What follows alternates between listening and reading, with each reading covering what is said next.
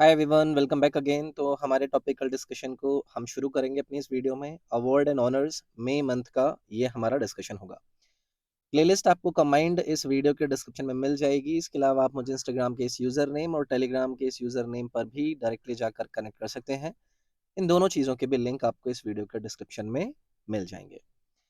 पहला सवाल आपसे पूछा जा रहा है, ज्ञानपीठ अवार्ड 57वां यानी कि 57वां आपका दिया गया था मई 2023 के अंदर, किसको दिया गया?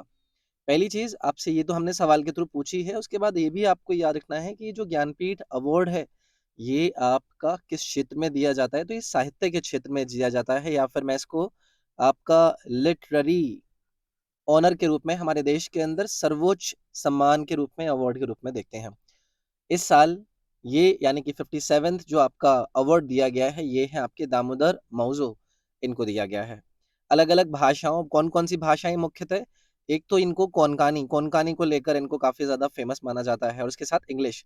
तो मैं यहाँ पर लिख देता हूँ कोनकानी एंड इंग्लिश, इन दोनों भाषाओं में इनके द्वारा मल्टीपल नोवेल्स लिखे गए।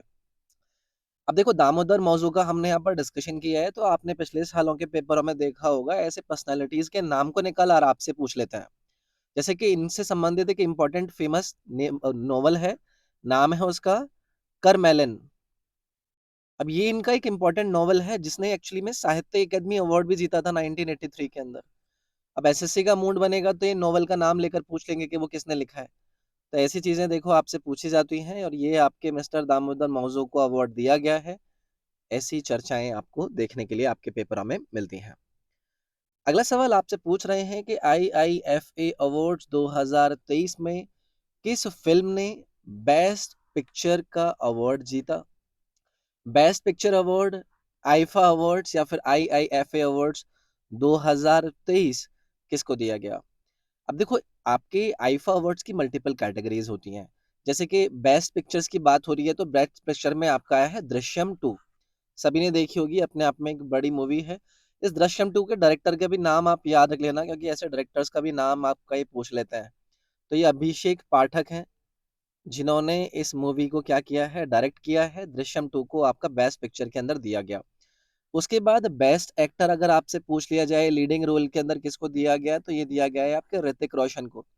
ठीक है, कौन सी मूवी थी? विक्रम वेधा। अच्छी मूवी थी, आई होप आपने देखी होगी। उसके बाद बेस्ट एक्ट्रेस फीमेल के अंदर लीडिंग रोल में किसको दिया गया? ये आपकी आलिया भट्ट को दिया गया। कौन सी मूवी थी? गंगूबाई के बारे में आपने सुना होगा, मूवी के बारे में। उसको बेस्ट फीमेल का दिया गया। अनिल कपूर को यहाँ पर लिख देता हूँ, अनिल कपूर जी, ये आपके बेस्ट सपोर्टिंग मेल परफॉर्मर के रूप में इनको दिया गया। बेस्ट फिल्म के बारे में पूछा जाए कि बेस्ट फिल्म कौन सी थी, तो ब्रह्मास्त्र पार्ट 1 सभी ने देखी होगी। ठीक है, तो ये कुछ इंपॉर्टेंट चीजें थी जिनके बारे में आपको याद रखना है। बेस्ट फीमेल सपोर्टिंग रोल के अंदर पूछा जाए तो उसमें आपकी मौनी रॉय है।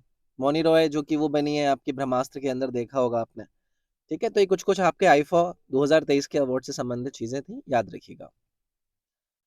मई 2023 में फ्रांस के सर्वोच्च नागरिक पुरस्कार शेवलियर डी ला जियन डी ऑनर से किसे सम्मानित किया गया?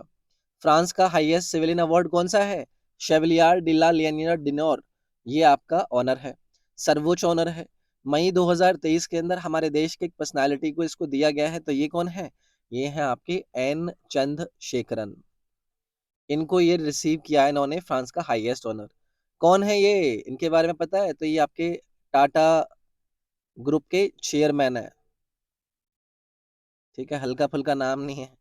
ठीक है भाई, तो इनको ये अवार्ड दिया गया है। ये सवाल आपका कई बार पूछा जाता रहता है, कई बार रेगुलरली इन चीजों को आपका पूछा गया है, तो याद रखिएगा इस चीज को। अगला सवाल आपसे पूछ रहे हैं कि निम्नलिखित में से किस महिला खिलाड़ी को लॉरियस स्पोर्ट्स अवार्ड 2023 से सम्मानित किया गया?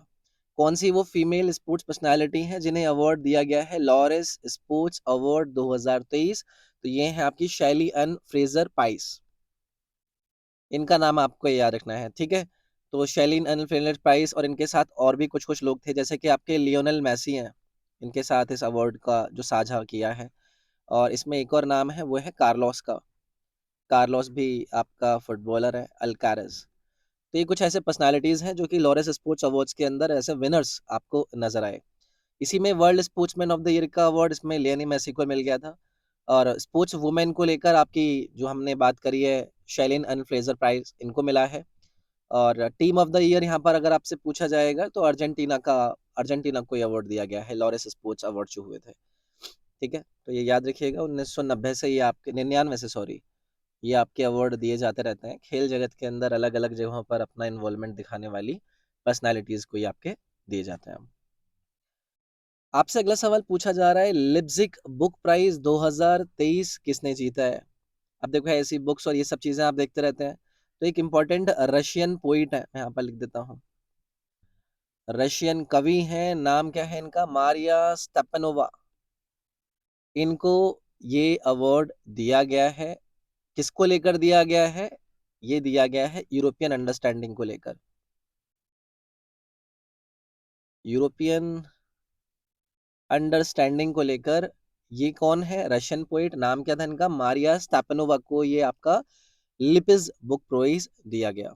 बड़ा नाम है, कई सारी जगहों पर इन्होंने अलग अलग पोइट्रीज के थ्रू अपने नाम को काफी चर्चाओं में लेकर आया है। और ये जो मैं आपकी बात कर रहा हूँ ना, बुक प्राइज, ये काफी प्रेस्टिजियस अवार्ड है। ये आपका एक तरीके से जर्मनी के अंदर दिया जाता है। ठीक है, तो ये आपका 1994 से आपका चर्चाओं में है, 1994 से आपका ये अवार्ड देता है, याद रखिएगा। अगला सवाल पूछ रहे हैं कि 2023 UNESCO Guillermo Cano World Press Freedom Prize निम्नलिखित में से किसे नहीं दिया गया? अब एक्चुअली में देखो, ये कई सारे लोगों को दिया गया है, 3 इसके विनर हैं।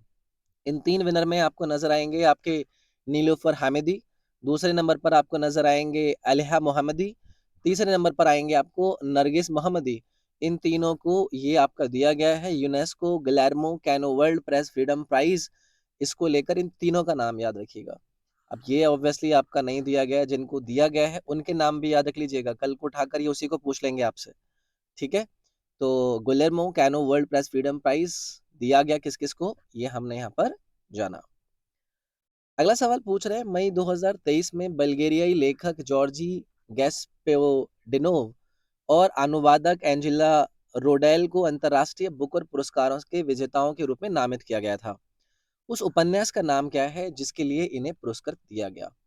सवाल एक तो आपका पेपर के अंदर इसी से बन गया कि इंटरनेशनल बुकर प्राइज दिए गए 4 विकल्प में से किसको दिया गया, तो बल्गेरियन राइटर, नाम क्या है इनका? जॉर्जी गोस्पदिनोव, और एक आपको ट्रांसलेटर नजर आ रहे हैं एंजेला रोडेल, इनको ये अवार्ड दिया गया है। पेपर में ये चीजें बनेंगी तो ये आप आंसर कर दोगे। अब ये उस नॉवल का नाम पूछ रहे हैं जिसको लेकर इनको ये आपका Booker prize, international Booker prize दिया गया है, टाइम शेल्टर इसका नाम होगा। अब इसी सवाल को घुमाकर पूछ लेगा कि बताइए दिए गए 4 विकल्प में टाइम शेल्टर किसके द्वारा लिखा गया, तो वहां पर आपको ये जॉर्जी गोस्पिदनोव को जैसे नाम को याद रखना है। ठीक है, अगर मैं आपसे इंटरनेशनल बुकर प्राइज की बात कर रहा हूं तो इंडियन विनर्स के बारे में अगर आपसे कभी भी पूछा जाएगा तो वी.एस. नैपॉल को 1971 के अंदर ये अवार्ड दिया गया था। उसके बाद सलमान रुश्दी इसको जीत चुके हैं, अरुंधति रॉय इसको जीत चुकी हैं, किरण देसाई इसको जीत चुके हैं 2006 के अंदर, और अभी हाल ही में किसको दिया गया था? अरविंद अडिगा को 2008 के अंदर। तो ये भारतीय विनर हैं जिनको इंटरनेशनल बुकर प्राइज से सम्मानित किया गया है। बाकी मैंने इस सवाल के थ्रू आपसे इस चीज के बारे में जाना था। अगला सवाल है, गोविंद स्वरूप पुरस्कार 2023 से किसे सम्मानित किया गया है? Who has been awarded with the Govind Swarup award 2023? देखो, एक प्रोमिनेंट आपके एस्ट्रोफिजिसिस्ट हैं जिनको ये आपका एएसआई से संबंध पाया जाता है, एस्ट्रोनॉमिकल सोसाइटी ऑफ इंडिया जिसको हम कहते हैं। वहां पर ये प्रोफेसर साहब नजर आते हैं, नाम है इनका जयंत विष्णु नर्लिकर। इनको ये आपका Govind Swarup life time achievement से सम्मानित किया गया था, ये आपके चर्चा में थे और बड़ा नाम है।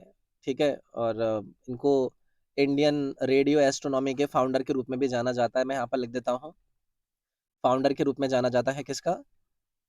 इंडियन रेडियो एस्ट्रोनॉमी के रूप में भी मिस्टर जयंत विष्णु निलाकर को जाना जाता है।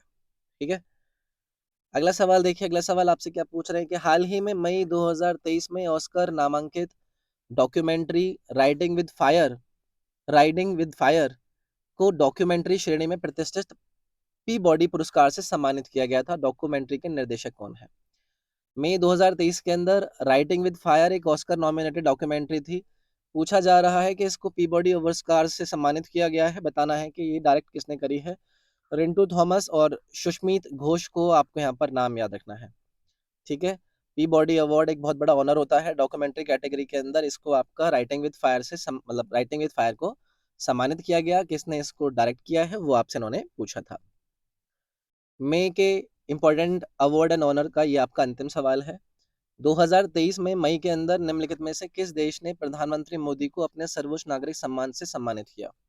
ये हैं भाई आपके दोनों के दोनों इसके अंदर आ जाएंगे।